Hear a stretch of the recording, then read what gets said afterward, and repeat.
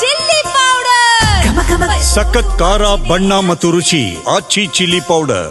RSS ಮತ್ತು ಪ್ರಿಯಾಂಕ್ ಖರ್ಗೆ ನಡುವೆ ನಿಲ್ಲದ ಸಮರ. ಪ್ರಿಯಾಂಕ್ ಖರ್ಗೆ ಸ್ವಕ್ಷೇತ್ರ ಚಿತ್ತಾಪುರ ಸಂಘದ ಟಾರ್ಗೆಟ್ ಆಗಿದೆ. ಸದ್ಯಕ್ಕೆ ನವೆಂಬರ್ 2ರಂದು ಪಥಸಂಚಲನಕ್ಕೆ ಅವಕಾಶ ನೀಡುವಂತೆ ಮನವಿ ಮಾಡಿಕೊಂಡಿದ್ದಾರೆ. ಕಲಬುರಗಿ ಜಿಲ್ಲಾಧಿಕಾರಿಗೆ ಅನುಮತಿಯನ್ನು ಕೋರಿ ಆರ್ಎಸ್ಎಸ್ ಪತ್ರ ಬರೆದಿರುವುದು.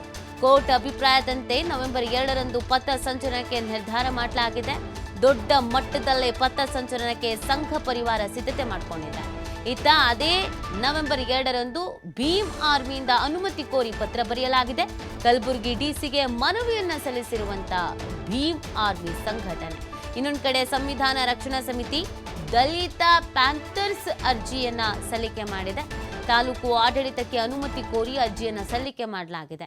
ಹೀಗಾಗಿ ತಾರಕಕ್ಕೇರಲಿದೆಯಾ ಚಿತ್ತಾಪುರ ಪಥ ಸಂಚಲನ ಅನ್ನುವಂಥ ಪ್ರಶ್ನೆ ಇದೀಗ ಹುಟ್ಕೊಳ್ತಾ ಇರೋದು. ಎರಡು ಸಂಘಟನೆಗಳಿಗೆ ಒಂದೇ ದಿನ ಅವಕಾಶ ಸಿಗುತ್ತಾ ಅನ್ನೋ ಪ್ರಶ್ನೆ ಕೂಡ ಇದೆ.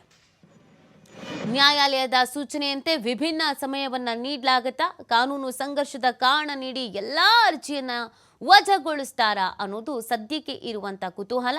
ದಿನದಿಂದ ದಿನಕ್ಕೆ ಈ ಕುತೂಹಲ ಮತ್ತಷ್ಟು ಹೆಚ್ಚಾಗ್ತಾ ಇದೆ. ಚಿತ್ತಾಪುರ ದಂಗಲ್ ಶುರುವಾಗ್ಬಿಡುತ್ತಾ ಅನ್ನುವಂಥ ಪ್ರಶ್ನೆ ಕೂಡ ಹುಟ್ಕೊಳ್ತಾ ಇದೆ. ಆರ್ಎಸ್ಎಸ್ನವರು ಪ್ರಿಯಾಂಕ್ ಖರ್ಗೆ ಅವರನ್ನು ಟಾರ್ಗೆಟ್ ಮಾಡಿದ್ದಾರೆ. ಪ್ರಿಯಾಂಕ್ ಖರ್ಗೆ ಅವರು ಆರ್ಎಸ್ಎಸ್ನ ಟಾರ್ಗೆಟ್ ಮಾಡಿದ್ದಾರೆ ಅಂತ ಹೇಳಲಾಗ್ತಾ ಇದೆ. ಇದರ ನಡುವೆ ದಲಿತ ಸಂಘಟನೆಗಳು ನಾವು ಅವತ್ತೇನೆ ಪಥಸಂಚಲನ ಮಾಡಬೇಕು ಅಂತ 3 ಸಂಘಟನೆಗಳ ಅರ್ಜಿಯನ್ನು ಕೊಟ್ಟಿರುವಂಥದ್ದು.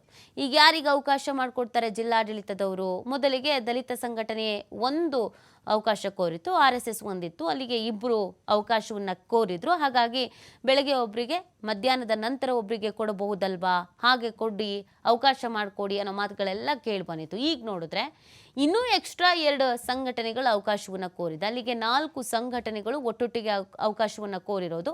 4 ಜನಕ್ಕೆ ಅವಕಾಶ ಮಾಡಿಕೊಟ್ರು ಅಂದರೆ ಕಾನೂನು ಸುವ್ಯವಸ್ಥೆ ಹದಗೆಡಬಹುದು, ಕಾನೂನಿನ ಮೇಲೆ ಪರಿಣಾಮ ಬೀರಬಹುದಾದ ಸಾಧ್ಯತೆಗಳಿಗಿರುತ್ತೆ. ಹಾಗಾಗಿ ಎಲ್ಲರ ಈ ಮನವಿ ಏನಿದೆ ಇದನ್ನು ತಿರಸ್ಕಾರ ಮಾಡಬಹುದಾದ ಸಾಧ್ಯತೆ ಇದೆ. ಪ್ರಿಯಾಂಕ್ ಖರ್ಗೆ ಅವರು ಬೇರೆ ನೋಡೋಣ ಇರಿ, ಇನ್ನೂ ಟೈಮ್ ಇದೆ ಅಂತ ಹೇಳಿದ್ದಾರೆ.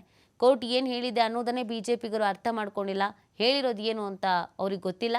ರಾಜ್ಯ ಸರ್ಕಾರದ ಮೇಲೆ ಬಿಡಲಾಗಿದೆ ಮತ್ತು ಜಿಲ್ಲಾಡಳಿತದ ಮೇಲೆ ಬಿಡಲಾಗಿದೆ. ಏನು ತೀರ್ಮಾನ ಕೈಗೊಳ್ತಾರೆ ನೋಡಬೇಕು ಅನ್ನೋದನ್ನು ಹೇಳ್ತಾ ಇದ್ರು. ಹಾಗಾಗಿ ಏನಾಗುತ್ತೆ ಅನ್ನೋದನ್ನು ಕಾದು ನೋಡಬೇಕಿದೆ.